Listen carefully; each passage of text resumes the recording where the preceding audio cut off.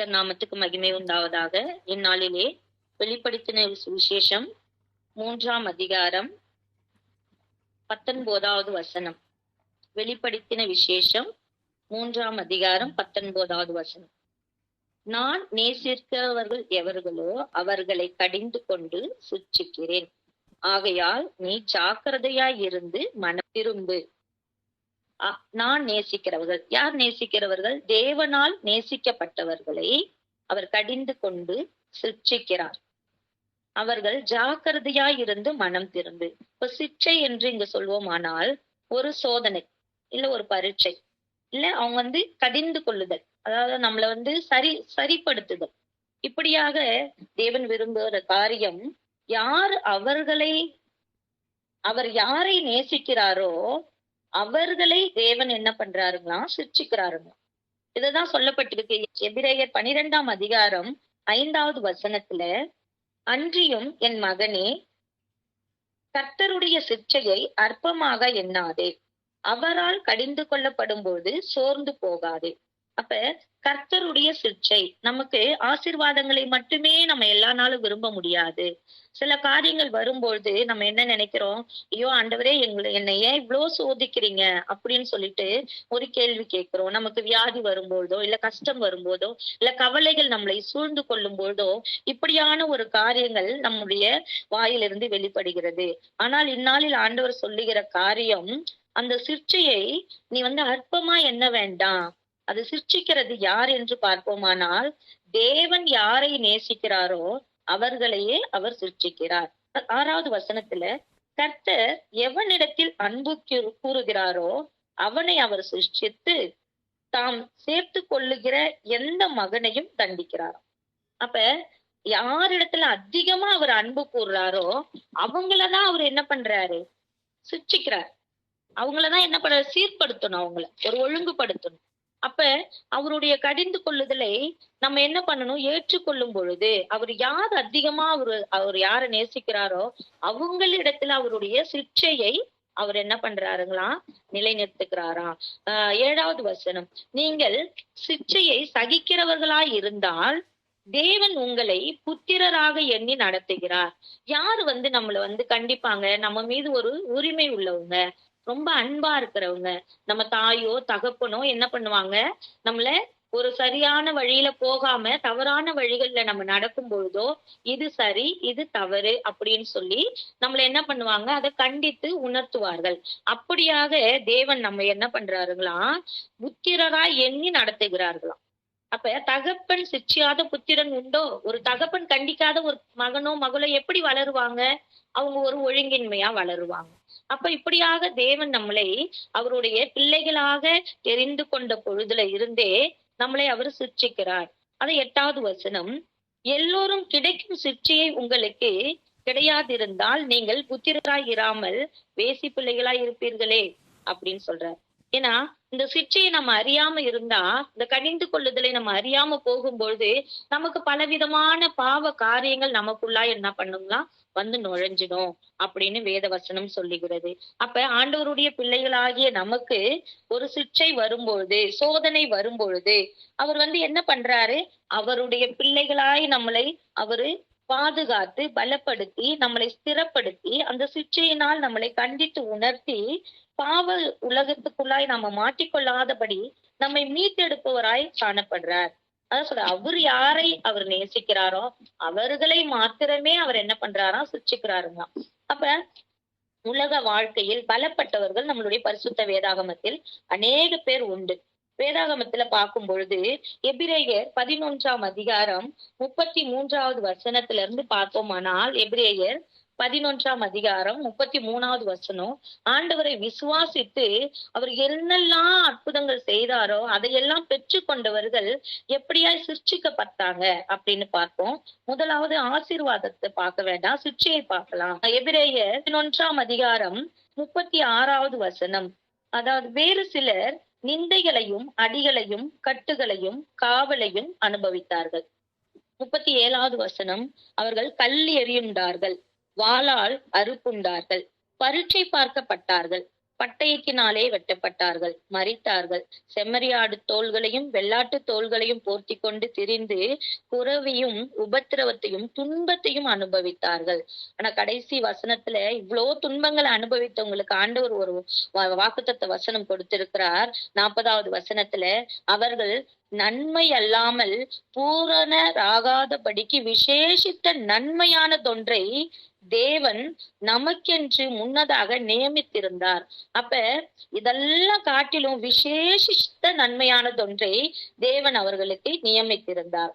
அதுதான் நமக்கு இந்த 11வது வசனத்துல முழு அதிகாரத்தையும் பார்க்கும்பொழுது விசுவாச பட்டியல்ல கொடுக்கப்பட்ட அநேகருடைய வாழ்க்கையில அவங்களுடைய முன் காரியங்கள்ல ஆண்டவர் எப்படிப்பட்டதான நன்மை எல்லாம் செஞ்சாரு அப்படின்னு சொல்லிட்டு காணப்படுது. 27வது வசனத்துல இருந்தே நீங்க படிச்சீங்கன்னா உங்களுக்கு தெரியும். வீட்டுல படிச்சு பாருங்க. விசுவாசத்தினாலே அவன் அதரிசனமானவரை தரிசிக்கிறது போல உறுதியா இருந்து ராஜாவின் கோபத்துக்கு பயப்படாமல் எகிப்தை விட்டு போனான். யார் போனாரு? மோசே போனார். இப்போ போகும்பொழுது அவர் விசுவாசத்தினாலே முதல் பேரானவர்களை சங்கரிக்கிறவன் இஸ்ரவேலை தொடாதபடிக்கு அவன் பஸ்காவையும் ரத்தம் பூசுதல் ஆகிய நியமத்தையும் ஆசரித்தானுங்களாம். அதை ஆசரிக்கும் பொழுது ஆண்டவர் அவருக்கு செய்த நன்மைகள் 29வது வசனம், விசுவாசத்தினாலே அவர்கள் சிவந்த சமுத்திரத்தையும் உலர்ந்த தரையும் கடந்து போவது போல கடந்து போனார்கள். அவங்களுடைய வாழ்க்கையில சிவந்த சமுத்திரத்தை கடந்தாங்க. அப்புறம் சமுத்திரத்துல இருந்து தண்ணியே இல்லாத உலர்ந்த தரையில ஆண்டவர் அவர்களை நடத்தினாரு.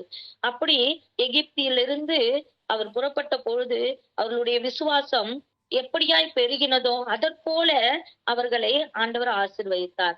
விசுவாசத்தினாலே அவர்கள் ராஜ்யங்களை ஜெயித்தார்கள், நீதியை நடப்பித்த வாக்குத்தத்தங்களை பெற்றார்கள், சிங்கங்களின் வாய்களை அடைத்தார்களாம். எப்படி பெரிதான ஒரு அற்புதமான காரியங்களை இந்த எகிப்து ஜனத்தார் மத்தியில ஆண்டவர் நிகழ்த்தினார் பாருங்களேன். அதுதான் அவருக்கென்று முன்னதாக நியமித்திருந்த அந்த ஜனத்தார். அவர்களை அவர் சிருஷ்டித்தாலும் அந்த சிக்ஷையில அவங்க அகப்பட்டாலும் ஆண்டவருடைய அற்புதங்களை அவர்களே பெற்று நிகழ்த்தும்படியான அநேக அற்புதமான காரியங்களை அவர்களுடைய மத்தியில ஆண்டவர் விசேஷித்த நன்மையானதொன்றை அவர் அவர்களுக்கு மத்தியில வச்சாரு. அப்படியாக அக்கினியின் உக்கிரத்தை அவிழ்த்தார்களாம். பட்டய கருக்குக்கு தப்பினார்கள், பலவீனத்தில் பலன் கொண்டார்கள், யுத்தத்தில் வல்லவர்களானார்கள், அந்நியருடைய சேனைகளை அவர்கள் முறியடித்தார்கள். இப்படியாக ஸ்திரீகள் சாக கொடுத்த தன்னுடைய பிள்ளைகளை உயிரோடு அவர்கள் என்ன பண்ணாங்களா பெற்றுக்கொண்டார்கள். வேறு சிலர் மேன்மையான உயிர்த்தெழுதலையும் அடைந்தபடிக்கு விடுதலை பெற சம்மதியாமல் வாதிக்கப்பட்டார்கள். இப்படிப்பட்ட மேன்மையை கூட அடையாதபடிக்கு அவர்கள் என்ன பண்ணாங்க, நம்ம ஆண்டவருடைய சிக்ஷைக்குள்ளாய் ஒப்பு கொடுத்து அவங்க நடத்தும் போது கூட எவ்வளவு விதமான ஆசீர்வாதங்கள் பெற்றிருந்தாலும் அவங்க என்ன பண்ணாங்க, நம்ம முன்பு படித்தது போல அந்த 36வது வசனத்துல இருந்து 40வது வசனம் வரை மேன்மையான காரியங்களை இன்னும் அடையும்படிக்காக தன்னையும் ஆண்டவருடைய கரத்துல ஒப்பு கொடுத்தார்களாம். அப்படியாகதான் கர்த்தராகிய இயேசு கிறிஸ்து ஒரு உவமையை எப்படியா சொல்றார். இந்த உலகத்துல இந்த பூமிக்குரிய வாழ்க்கையில நம்ம பாடுபடுபவர்களாய் காணப்படுறோம்.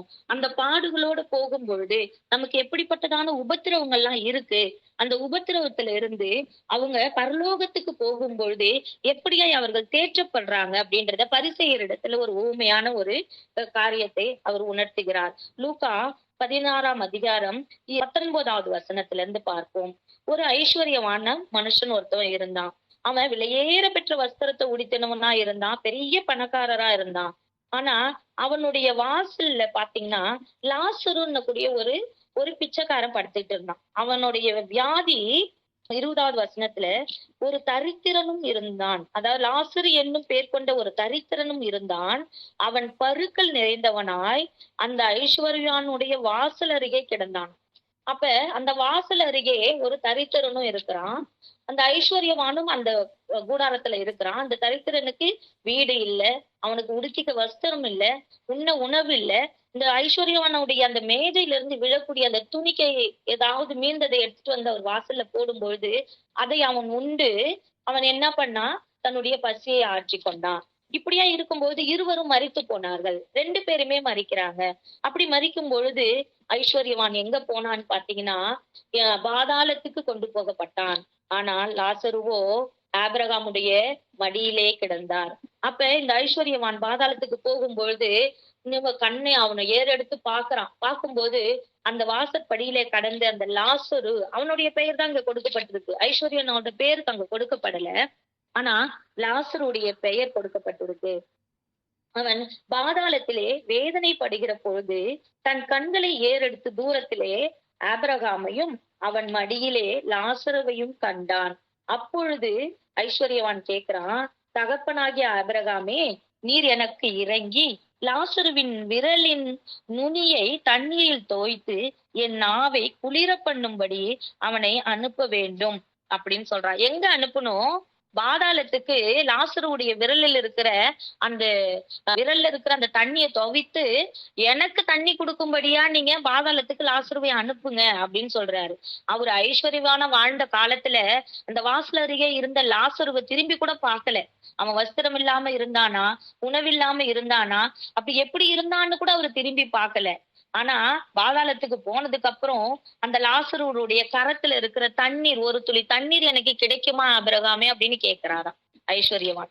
ஆனா இந்த பூலோகத்துல அவனை ஒரு விசை கூட நினைச்சு பார்க்காத இந்த மனுஷன், அவன் பாதாளத்துக்கு போனதுக்கு அப்புறம் லாசருவ இப்படியாக அனுப்பும்படியா கேட்கிறான். அது மாத்திரம் இல்ல, அவர் சொல்லும் போது அப்ப ஆபிரகாம் சொல்றாரு, மகனே, நீ பூமியிலே உயிரோடு இருக்கும் காலத்தில் உன் நன்மைகளை அனுபவித்தாய், லாசருவும் அப்படியே தீமைகளை அனுபவித்தான்.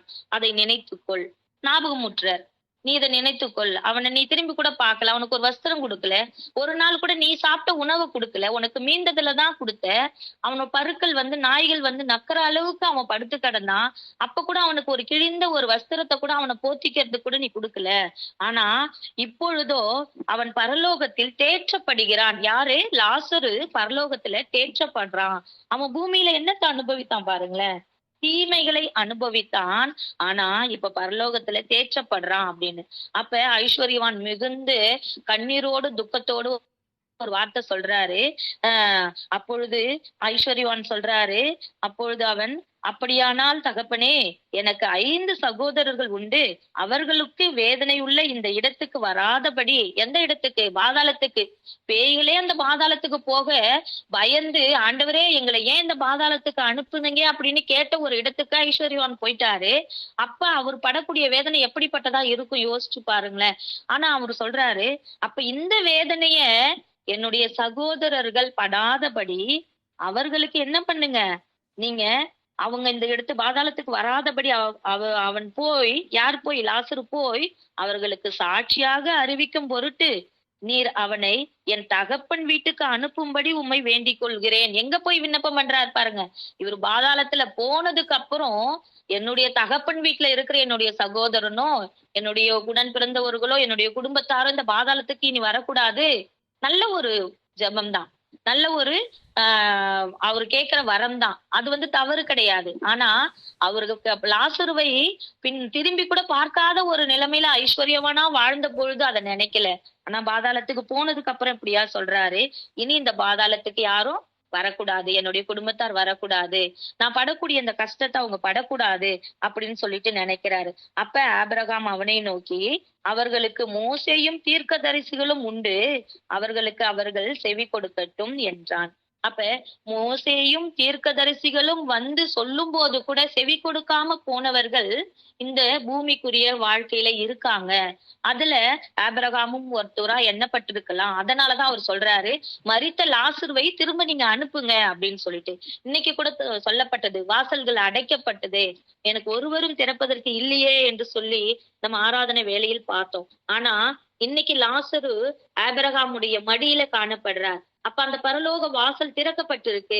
அப்ப போன ஆபிரகாம திருப்பி அனுப்ப முடியாதுன்னு சொல்லிட்டு இங்க சொல்றாரு 26வது வசனத்துல. அப்ப ஆபிரகாம் சொல்றாரு, இவ்விடத்தில் இருந்து உங்களிடத்திற்கு கடந்து போகவும் அவ்விடத்திலிருந்து உங்களிடத்திற்கு கடந்து வரவும் மனதுள்ளவர்களுக்கு கூடாதபடிக்கு எங்களுக்கும் உங்களுக்கும் நடுவே பெரும் பிளவு உண்டாக்கப்பட்டிருக்கிறது என்றான். யாரு? ஆபிரகாம் சொல்றாரு ஐஸ்வர்யான் கிட்ட.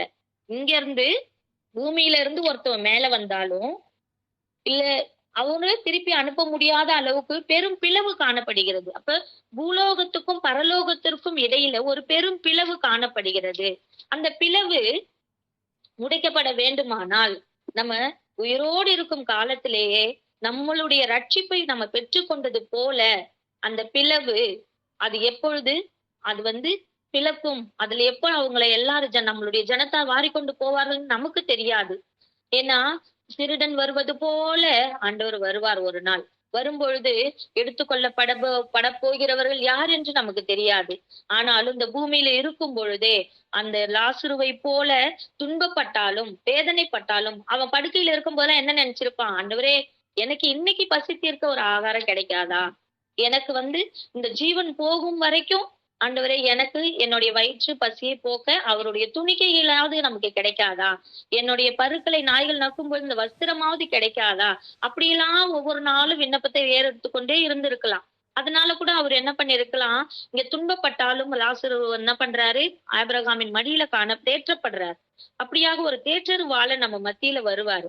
வரும்பொழுது நம்மளும் தேற்றப்படுவோம். இன்னைக்கு நம்ம நினைக்கலாம், ஐயோ நான் எப்படிப்பட்ட வியாதிக்குள்ளாய் நான் கிடக்கிறேனே, என்னுடைய குடும்பத்துல இந்த பிரச்சனைகள் தீராதபடி என்னை அழுத்தி போடுகிறதே, நான் ஒவ்வொரு நாளும் நான் என்னுடைய கவலைகளையும் கண்ணீரையும் வியாதியையும் என்னுடைய வியாக்குலங்களையும் நினைத்து நான் புலம்பிக் கொண்டிருக்கிறேனேன்னு நினைக்கலாம். ஆனாலும் இந்த தேற்றருவாள நம்மிடத்தில் வரும் பொழுது நம்ம பரலோகத்தில் தேற்றப்படுபவர்களாய் காணப்பட என்னென்ன காரியங்கள்லாம் செய்ய வேண்டும் அப்படின்றத நம்ம அறிந்து இந்த சிற்சையை நம்ம அற்பமாய் எண்ணாதபடிக்கு நம்ம மனம் திரும்புதலுக்கான காரியத்திற்கு உண்டான வழிவகைகளை நம் தேடுபவர்களாய் காணப்பட வேண்டும். அப்ப ஆண்டவர் இப்படியாய் நமக்கு கொடுத்திருக்கிறார். அந்த தேற்றருவாளன் வரும் நாளிலே நாம் வெறுமையாய் போகாதபடி ஆபிரகாம் சொன்னது போல இந்த ஐஸ்வர்யவான் பாதாளத்துல போனதுக்கு அப்புறம் கேட்கிறாரு. ஆனா நம்ம இந்த பூமியில இருக்கும் பொழுது ஆண்டவர் இடத்துல கேட்போம், ஆண்டவரே நான் இந்த நாள்ல எத்தனை ஆத்துமாக்களுக்கு உம்முடைய வசனங்களையும் வார்த்தைகளையும் சொல்லி இருக்க, எத்தனை பேரை நான் மீட்டு இந்த பாதாளத்துக்கு போகாதபடி அந்த பரலோகத்துக்கு கொண்டு போக நான் சித்தம் கொண்டிருக்கிறேன், எனக்கு நீங்க வெளிப்படுத்துங்க ஆண்டவரே அப்படின்னு சொல்லிட்டு கேட்கும் பொழுது அவர் சொல்றார், மோசே கூட போய் சொன்னாரு, அந்த ஜனத்தார் கேட்கல. அவ்வளவு பாடுகளுக்குள்ளாய் காணப்பட்ட மோசேக்கு கொடுத்த வாக்கு தத்தங்களின் நிமித்தமாய் அவர்கள் அப்படிப்பட்ட அற்புதங்களை எல்லாம் நிகழ்த்தினாங்க. இந்த விசுவாச பட்டியல்ல காணப்பட்டவர்கள் அநேகர் இருப்பது போல நாமும் கூட இந்நாளை விசுவாசத்தோடு இங்க கூடியிருக்கிறோம். அப்ப கூடியிருக்கும் பொழுது நம்முடைய வசனங்களின் வார்த்தைகளும் நம்மளுடைய எல்லா விதமான செயல்களும் மற்றவர்களுக்கு பிரயோஜனம் உள்ளதாய் காணப்படவும் அவருடைய நாமத்தை தரித்து கொண்ட நாம் ஒவ்வொரு நாளும் அவருடைய சிச்சைக்குள்ளாய் காணப்படும் பொழுதும் பலப்பட்டு விசுவாசத்தின் ஊடாய் வழி நடக்கவும் ஆண்டவர் இப்படிப்பட்டதான காரியங்கள் எல்லாம் ஊமையா சொல்றாரு. இத சொல்லும் போது பரிசேயர் என்ன பண்றாங்களா, அவரை பரியாசம் பண்றாங்களாம். ஏன்னா அவங்க எல்லாம் வசதி உள்ளவர்களாய் காணப்பட்டிருப்பாங்க, பரியாசம் பண்றார்கள். இந்த வசனத்தில் 16வது அதிகாரம், லூக்கா 16ஆம் அதிகாரத்தை முழுமையாய் படிக்கும் பொழுது நீங்க தெரிஞ்சுப்பீங்க, பரிசேயர்கள் அவரை பரியாசம் பண்ணினார்கள் சொல்லப்பட்டிருக்கு. நம்ம இப்படி கூட நம்ம என்ன பண்ணலாம், நம்ம கூட மத்தவங்க கிட்ட போய் சொல்லும் போது ஐயோ நம்மள என்ன நினைப்பாங்களோ, நம்மள பரியாசம் பண்ணுவாங்களோ, ஆண்டவரை பத்தி நம்ம போய் சொல்லும் போது நம்மள அடிப்பாங்களோ துன்புறுத்துவாங்களோ அப்படியெல்லாம் நினையாதபடிக்கு சமயம் வாய்த்தாலும் வாய்க்காவிட்டாலும் ஆண்டவருடைய வசனத்தை ஜாக்கிரதையாய் சொல்லுங்கன்னு வசனம் சொல்லப்பட்டிருக்கு. ஏன்னா தேவன் நம்மை திராணிக்கு மிஞ்சி அவர் சோதிக்க மாட்டார். இப்படிப்பட்டதான காரியங்கள் இந்த திராணிக்கு மிஞ்சி சோதிக்க மாட்டார் இல்லையா. நம்ம அந்த விசுவாசத்தை பற்றி கொண்டு நமக்கு சோதனை வரும் பொழுது கூட ஆண்டவரை நம்ம மகிமைப்படுத்துபவர்களாய் காணப்படுவோம். லாசரு தேற்றப்பட்டது போல ஒரு நாள் தேவன் நம்மை தேற்றுவார். தேற்றருவாள நம் மத்தியில இருக்கும் பொழுது நம்ம விசுவாச பட்டியலில் காணப்பட்ட அநேக காரியங்கள் அவர்களை விட்டு போனாலும் விசுவாசத்தோடு பற்றி கொண்டிருக்கும் பொழுது அங்க அநேக அற்புதங்களை அவர்கள் கண்டார்கள். இந்த அற்புதத்தின் நிமித்தமா இன்னும் பலப்பட்டார்கள், வாக்கு தத்தத்தை அவர்கள் பின்பற்றி கொண்டார்கள். அப்படிப்பட்டவர்களாய் நம்ம காணப்படுவோம். ஆண்டவர் நமக்கும் பலப்படுத்துகிற காரியங்கள் விசுவாசத்தோடு காணப்படும் பொழுது அவர் நம்மை தேற்றி நம்மளை பலப்படுத்தி நம்மளை சீர்படுத்தி நம்மளை ஸ்திரப்படுத்தி அவருடைய ஆண்டவர் பரலோகத்திற்கு கொண்டு போகப்படும் பொழுது அவர் இந்நாளிலும் கூட வாசற்படியிலே நின்று கதவை தட்டுகிறார். அந்த வாசல் படியிலே நின்று கதவை தட்டுகிற அந்த காரியம் வெளிப்படுத்துதல் விசேஷத்துல அந்த 3ஆம் அதிகாரத்துல நம்ம படித்தது போல அவர் தட்டும் போதே அந்த கதவுகளை திறந்து நம்ம ஒப்பு கொடுப்போம். அப்படியாக அநேகர் இருதயத்தை தட்டும்படியாகவும் நம்ம என்ன பண்ணுவோம், அவருக்காக நம்ம நிமிர்ந்து நிற்பவர்களாய் காணப்படுவோம். அவருடைய ஊழியத்திலும் அவருடைய வசனத்திலும் உறுதியாய் வாக்குத்தத்தத்தை பற்றி கொள்பவர்களாய் காணப்படுவோம். லாசருவை போல ஒரு நாள் நாம் தேற்றப்படும் பொழுது இந்த மகிமையான சிங்காசனத்தில் அவர் நம்மை கொண்டு போவார். அதுதான் சொல்றார் வெளிப்படுத்துதல் சுவிசேஷம் 3ஆம் அதிகாரம் 21வது வசனம். நான் ஜெயம் கொண்டு என் பிதாவினுடைய சிங்காசனத்திலே அவரோட கூட உட்கார்ந்தது போல ஜெயம் கொள்ளுகிறவன் எவனோ அவனும் என்னுடைய சிங்காசனத்தில் என்னோடு கூட உட்காரும்படி அருள் செய்வேன். இதை விட பெரிய வாக்குத்தத்தம் நமக்கு என்னங்க வேணும்? இதுதான் ஆண்டவருடைய வாக்குத்தத்தம் காணப்படுகிறது. இதை நம்ம பற்றி கொண்டு நம்முடைய வாழ்நாளில் அநேக நன்மைகளை செய்பவர்களாய், அநேகருக்கு சுவிசேஷத்தை அறிவிப்பவர்களாய், ஆண்டவரை பற்றி நாம் சொல்பவர்களாய் காணப்படுவோம். இந்நாளிலும் கர்த்தர் இந்த வார்த்தைகளை ஆசீர்வதித்து கொடுப்பாராக. ஆமேன்.